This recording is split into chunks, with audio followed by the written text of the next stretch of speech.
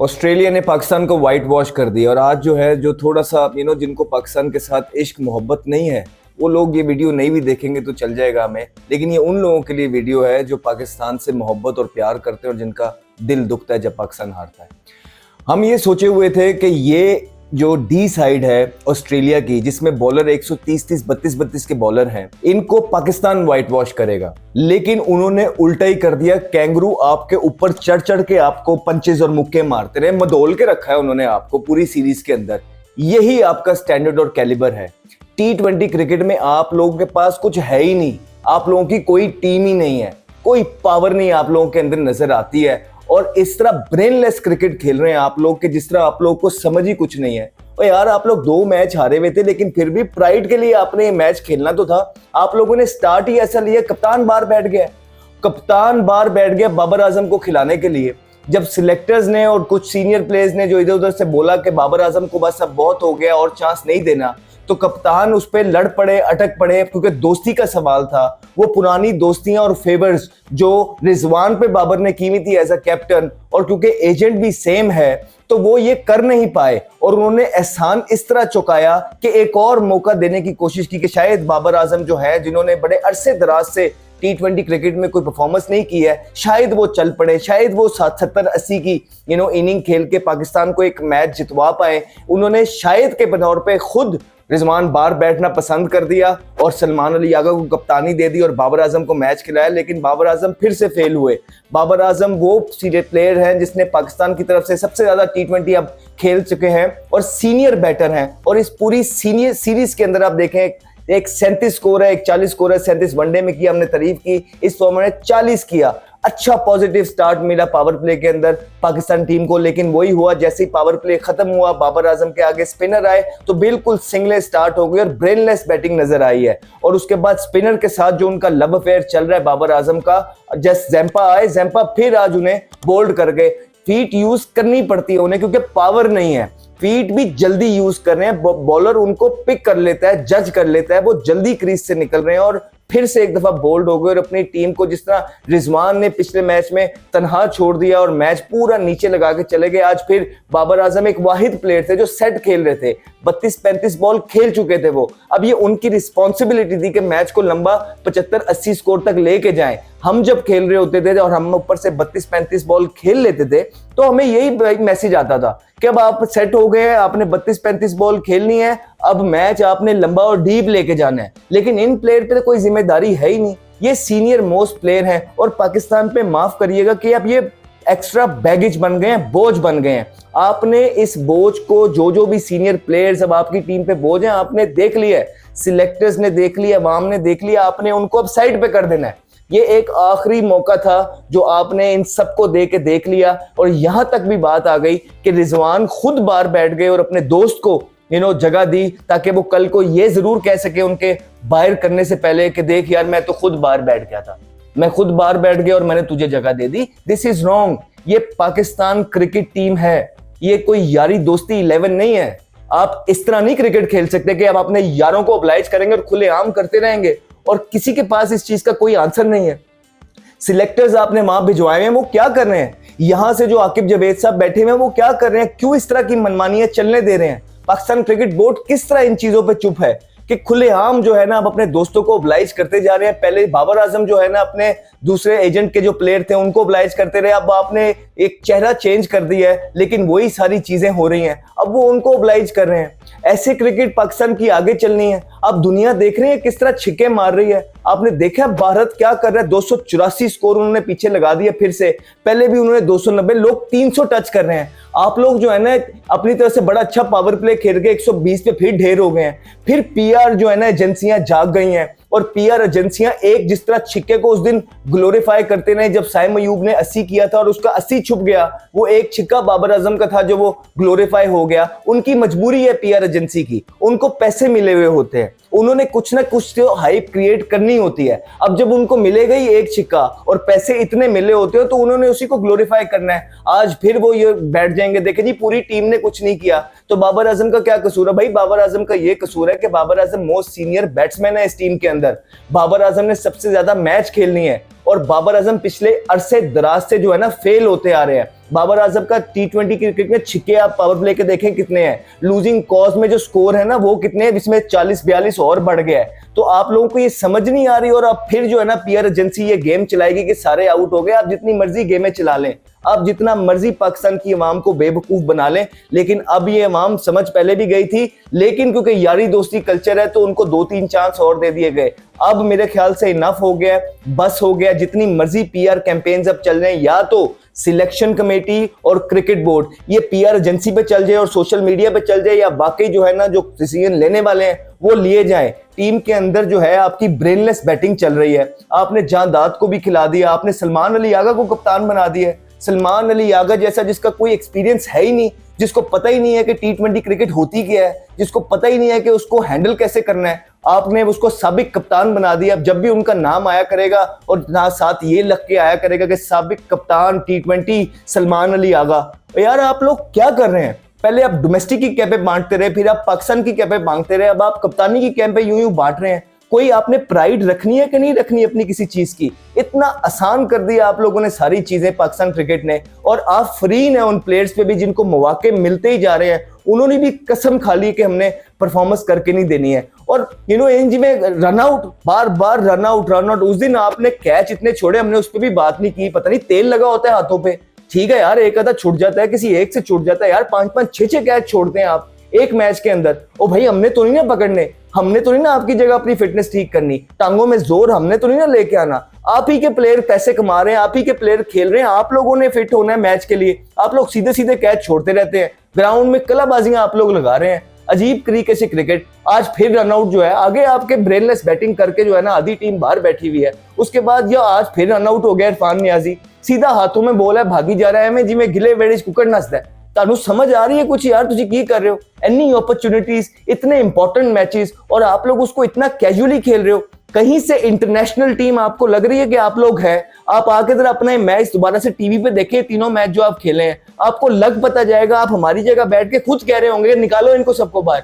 तो भाई ये जब आप यारी दोस्तियों पीआर एजेंट पे सारी क्रिकेट खेल लेंगे तो इसी तरह होगा। उसके बाद हमारी जो बॉलिंग है, माफ करना, एक हारिस रऊफ के अलावा पूरी टूर्नामेंट के अंदर आपका कोई बॉलर नजर नहीं आया।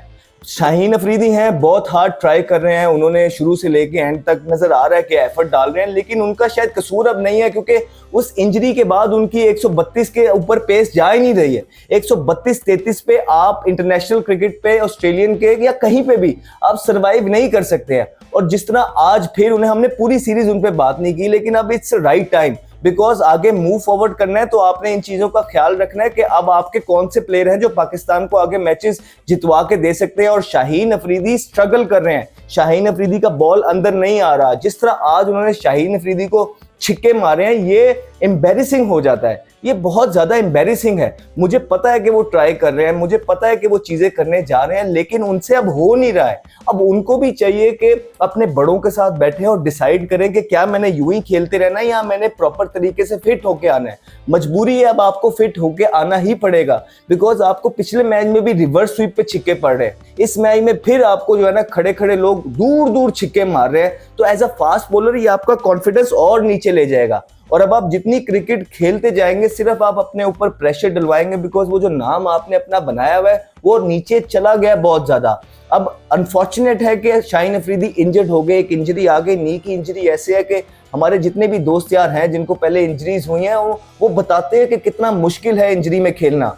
तो अब उनको मेरे ख्याल से राइट टाइम है, अगर तो वो नहीं समझ रहे तो सिलेक्टर को समझना पड़ेगा, उनको बिठाना पड़ेगा, उनका प्लान बनाना पड़ेगा, उनको उस रिदम में वापस आना पड़ेगा, और इस चीज में अब टाइम लगेगा। ऐसा नहीं हो सकता कि आप आंखें बंद करके 2 मैचों में परफॉर्मेंस करके आप दोबारा से फिट हो जाएंगे। अब ऐसा नहीं है, क्योंकि पाकिस्तान क्रिकेट को बहुत ज्यादा चेंजिंग की जरूरत है, पाकिस्तान क्रिकेट को नए बच्चों को लाने की जरूरत है। सिर्फ एक हारिस रऊफ पूरी सीरीज में हमें नजर आया, जिसको आज इसको हारिस रऊफ को भी खैर पिटाई हुई है, स्टोइनिस खड़ा हो गया तो उसने रख रख के छिक्के मारे और दूर दूर छिक्के मारे। एक दूसरे वाला छिक्का जो उसने मारा स्टोइनिस ने, वो तो तौबा तौबा, वो तो बहुत ही लंबा छिक्का था। और एज अ फास्ट बॉलर अगर मुझे ये छिक्का पड़ रहा हो तो मैं तो थोड़ी देर जो है ना देखूं। और उसके बाद शाहीन को भी जो छिक्के मारे हैं, खड़े खड़े दूर छिक्के मारे उन्होंने।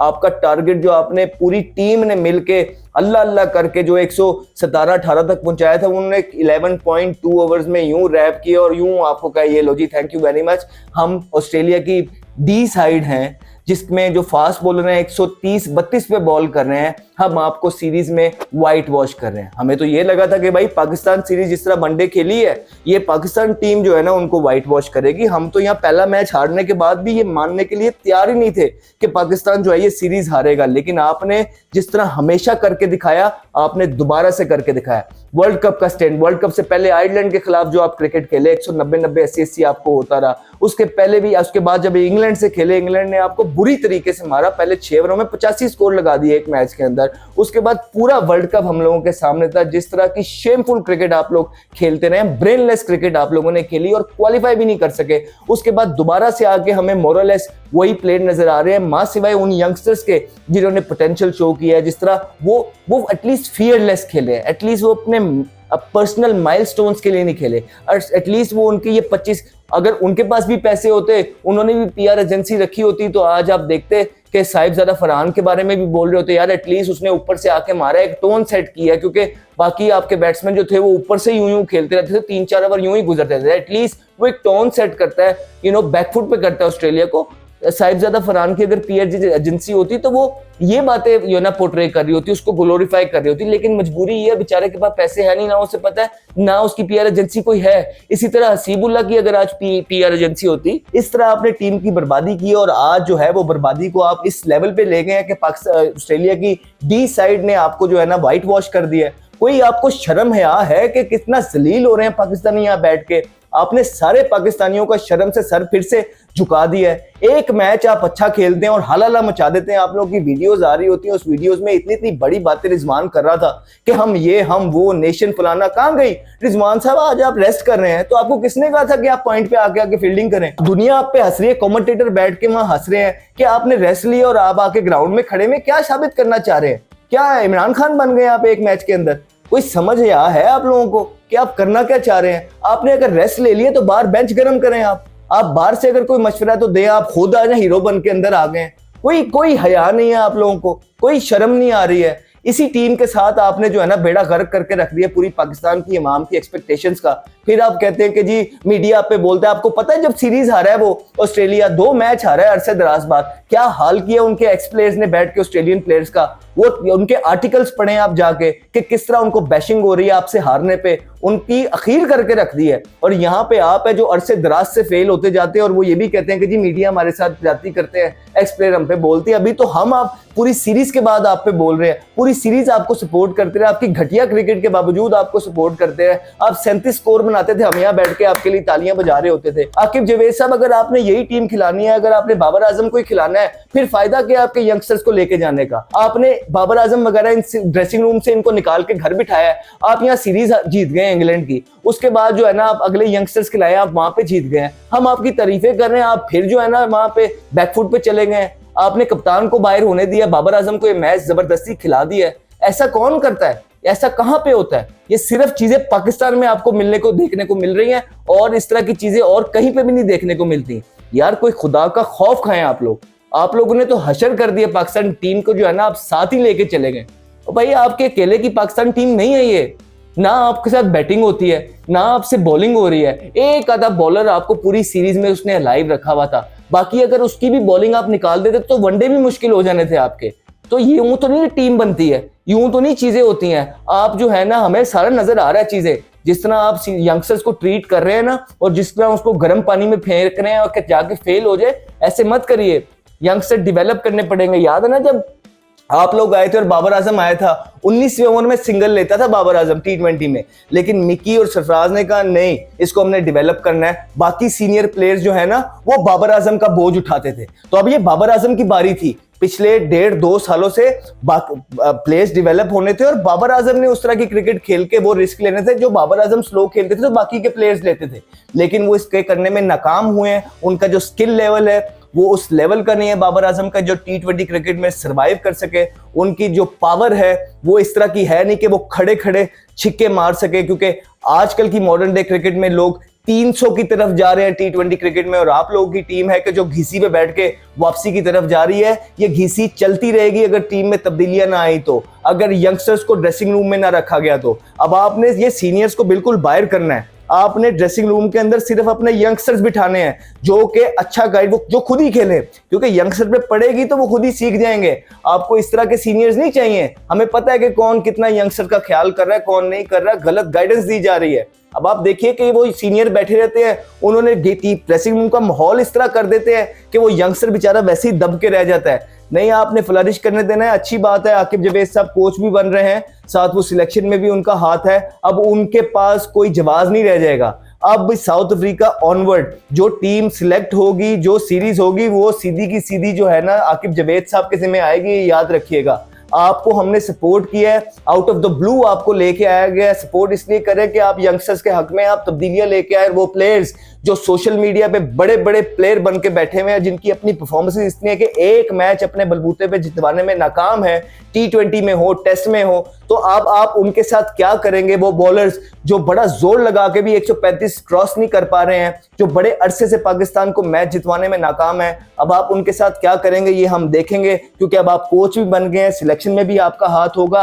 अब और कोई जवाब नहीं होगा। सारी नजरें ऑनवर्ड्स जो मरकूज होंगी वो साउथ अफ्रीका सीरीज ऑनवर्ड्स होंगी कि जहां पे आप अब यंगस्टर्स के साथ ही सिर्फ जाएंगे या आप दोबारा से उन सीनियर्स जो टीम पे बोझ बन बैठे हैं आप उनको दोबारा टीम में डालेंगे। उसके बाद हम वीडियो करेंगे आप पे, उसके बाद हम देखेंगे कि पाकिस्तान की क्रिकेट किस डायरेक्शन पे जा रही है। हमने पहले भी कहा था, जहां जहां हमें अच्छी चीज होती हुई नजर आएगी हम पाकिस्तान के लोगों के साथ, क्रिकेट बोर्ड के साथ खड़े रहेंगे, ऑफिशियल्स के साथ रहेंगे। लेकिन जहां हमें गलत चीजें नजर आएंगी वहां हम सबसे पहले फॉरवर्ड होंगे और मेक श्योर करेंगे पाकिस्तान की इमाम को जिस तरह हम पहले सारी चीजें बताते रहे दोबारा से बताएंगे।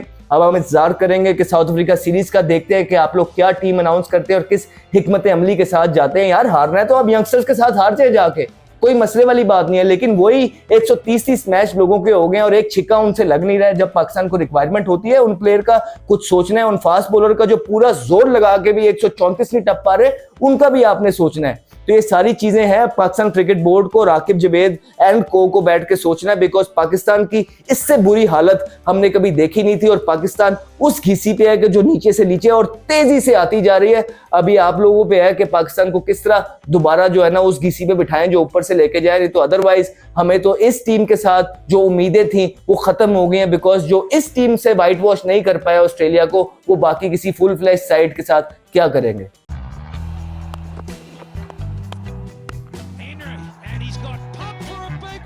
Talented young man, Ahmed Shahzad.